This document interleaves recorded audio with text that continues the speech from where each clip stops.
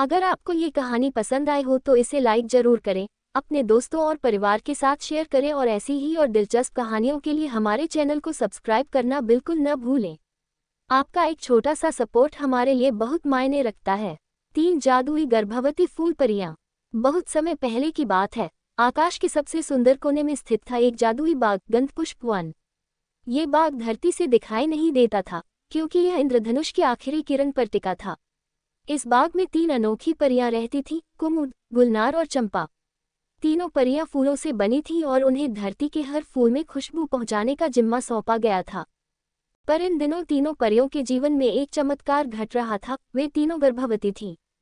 जादू और जिम्मेदारी। तीनों परियों को आकाशमाता से यह वरदान मिला था कि वे गर्भ से 3 ऐसे बच्चे जन्म देंगी जो पृथ्वी पर जादू, करुणा और जीवन का संतुलन बनाए रखेंगे। परियों का गर्भावस्था का समय विशेष होता है, जब उनका शरीर फूलों से महकने के साथ साथ पूरे ब्रह्मांड में ऊर्जा फैलाता है। परंतु हर शक्ति के साथ एक परीक्षा भी होती है। आकाशमाता ने चेतावनी दी थी, जब तीनों के गर्भ में जीवन का 8वां चक्र आएगा तो एक बुरी आत्मा दूसमाया उन्हें पकड़ने आएगी। अगर तुम तीनों ने एक दूसरे का साथ नहीं दिया तो धरती का संतुलन बिगड़ जाएगा। पहली परीक्षा, आत्मा का भय। दूसमाया एक काली परछाई थी जो फूलों की खुशबू और जीवन शक्ति से जलती थी। जैसे ही परियों के गर्भवती होने की खबर उसे मिली, वह जादुई बाग की तरफ बढ़ी। उसकी पहली चाल थी परियों के मन में डर पैदा करना। रात के तीसरे पहर, जब चंपा अपनी चमेली की झोपड़ी में आराम कर रही थी, तो एक फुसफुसाहट उसके कानों में गूंजी। तेरी संतान तुझसे छीन ली जाएगी, वह शक्ति तुझे नष्ट कर देगी। चंपा घबरा गई और उसने गुलनार और कुमुद से बात करना बंद कर दिया। पर गुलनार ने अपनी गुलाब की पंखुड़ी से एक संदेश भेजा, डर को बांट लो तो वह छोटा हो जाता है।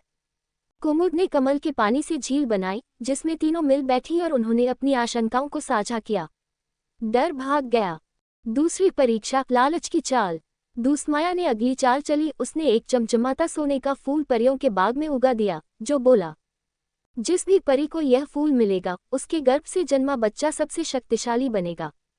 गुलनार के मन में एक हल्की सी इच्छा जागी, क्या मेरा बच्चा दूसरों से कम होगा? उसे सोने का फूल तोड़ने ही वाली थी कि चंपा और कुमुद ने आकर उसका हाथ पकड़ लिया।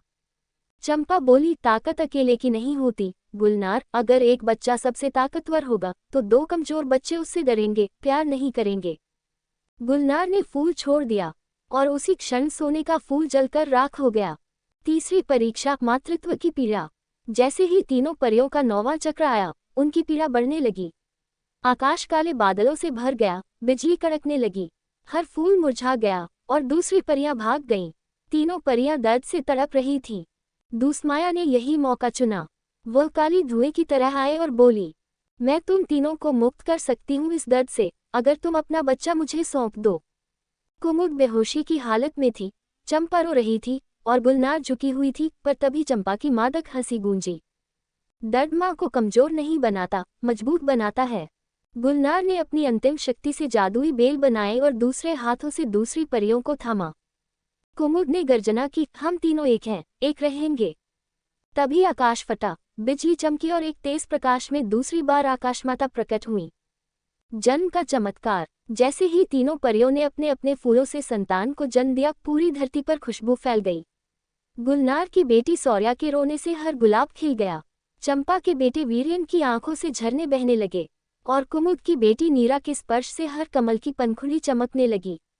आकाशमाता ने कहा, तुमने अपनी संतान को जादू से नहीं, साहस और प्रेम से जन्म दिया है। यही इनका सबसे बड़ा वरदान होगा। धरती पर पहला कदम। अब तीनों बच्चों को धरती पर भेजा गया। सौर्या को फूलों की भाषा सिखाने, वीरेन को नदियों में जीवन जगाने और नीरा को धूप से खुशबू का रिश्ता समझाने।